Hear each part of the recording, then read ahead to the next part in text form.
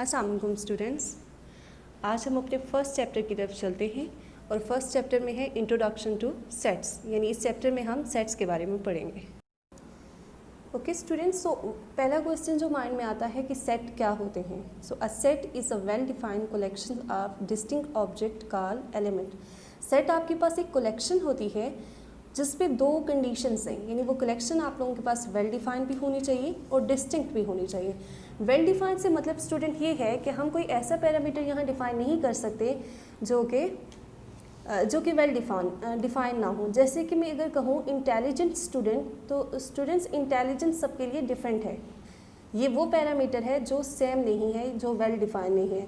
और second condition जो है डिस्टिंक्ट की है। डिस्टिंक्ट मीन डिफरेंट, यानी एक सेट के अंदर आने वाली जो भी कलेक्शन होगी वो डिफरेंट होनी चाहिए, वरना वो सेट नहीं होगा। ओके स्टूडेंट्स, अब हम कुछ एग्जांपल्स देखते हैं सेट की। फर्स्ट है आपके पास काउंटिंग नंबर लेस देन 6, यानी आपके पास नेचुरल नंबर हैं जो 6 से लेस हैं। तो आप देखते हैं नेचुरल नंबर आपको पता है 1 से स्टार्ट होते हैं और 6 तक। अब ये तमाम एलिमेंट्स जो आपके पास हैं ये डिस्टिंक्ट भी हैं और वेल डिफाइन भी है। वेल डिफाइन किस तरह हमें पता है नेचुरल नंबर, और डिस्टिंक्ट इस तरह है कि 1 से लेके 5 तक हर एलिमेंट डिफरेंट है। तो ये आप लोगों के पास सेट है। सेकेंड है vowels in English alphabet. English alphabet में वॉवल्स कौन से होते हैं? A, E, I, O, U। 5 है, पाँचों के पाँचों डिस्टिंक्ट है और वेल डिफाइन है, तो ये भी आपके पास एक सेट है। थर्ड आपके पास प्राइमरी कलर है। प्राइमरी कलर 3 होते हैं और ये भी एक वेल डिफाइन है और ये सेट है। अब सेकंड कॉलम में आप देखें कि यहाँ पे कुछ ऐसी एग्जांपल्स हैं जो सेट नहीं है। यानी फर्स्ट आप देखें हैप्पी स्टूडेंट्स, तो हैप्पीनेस जो है ये एक ऐसा पैरामीटर है जो वेल डिफाइन नहीं है, क्योंकि मेरे लिए हैप्पीनेस कुछ और होगी और आपके लिए वो कुछ और हो सकती है। ये वो पैरामीटर है जो वेल डिफाइन नहीं है। सेकेंड आपके पास है इंजॉयबल सब्जेक्ट्स। इंजॉयबल सब्जेक्ट्स यानी इंजॉयमेंट का लेवल यहाँ सबके लिए डिफरेंट है स्टूडेंट्स। ये वो पैरामीटर है जिसको हम वेल डिफाइन नहीं कह सकते, इसलिए ये भी आपके पास सेट नहीं है। तो सेकंड कॉलम में लिखी हुई तीनों एग्जांपल्स आप लोगों के पास सेट नहीं है। Okay students, now coming toward types of sets. There are different types of set, that is empty set, singleton set, finite sets and many other types. But in this unit we will study first 7 types of sets in detail and we will discuss them one by one. Now our first type is empty set. Empty mean खाली, यानी अपने नाम से ही हमें समझ आ जाती है कि ये किस तरह का सेट है। A set with no element, यानी एक ऐसा सेट जिसके अंदर कोई भी एलिमेंट ना हो, हम उसे empty set कहेंगे। empty set को हम दो तरीके से रिप्रेजेंट करते हैं, कर्ली ब्रैकेट से भी, और ये सेकंड सिंबल जो इसका है 5, तो ये वो दो सिंबल हैं जिससे हम इसको रिप्रेजेंट करते हैं। Now coming towards second type of set, that is singleton set.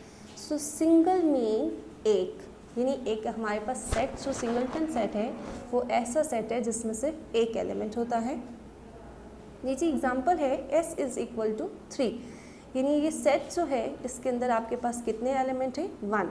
नीचे हमने लिखा है n ऑफ s, इसका मतलब है number of element in set is equal to 1। Another type of set is finite set. Finite set is a set with limited element. Student, यानी finite set का मतलब ये है एक ऐसा सेट जिसमें आपके पास लिमिटेड एलिमेंट हो, यानी उस सेट का आपके पास एक स्टार्टिंग और एंडिंग पॉइंट हो। जैसे कि एग्जांपल में देखें, set f is the set of counting numbers less than 6, यानी आपके पास नेचुरल नंबर्स हैं और वो 6 से लेस हैं, अप टू 5 हैं, 1 2 3 4 5, यानी इस सेट के अंदर आपके पास कितने एलिमेंट्स हैं? 5 एलिमेंट है। Number of element in set f is 5, so this is a finite set. Another type of set is infinite set. So what are infinite set? A set with unlimited element. यानी ऐसे set जिसमें आपके पास unlimited element हो। उस set का आपका starting point तो आपको पता हो कि सेट कहाँ से स्टार्ट हो रहा है, लेकिन एंडिंग पॉइंट पता ना हो कि ये सेट कहाँ पे स्टॉप हो रहा है। हम एग्जांपल देखते हैं, set n is the set of counting numbers, यानी आपके पास नेचुरल नंबर्स का सेट है, ठीक है, और ये स्टार्ट कहाँ से हो रहा है? 1 2 3 and up to so on, यानी स्टार्टिंग पॉइंट तो इस सेट का आपको पता है, लेकिन एंडिंग के बारे में कुछ नहीं पता। इसमें इनफाइनाइट एलिमेंट्स हैं आपके पास, so this is an infinite set. So the next type of set is equal sets.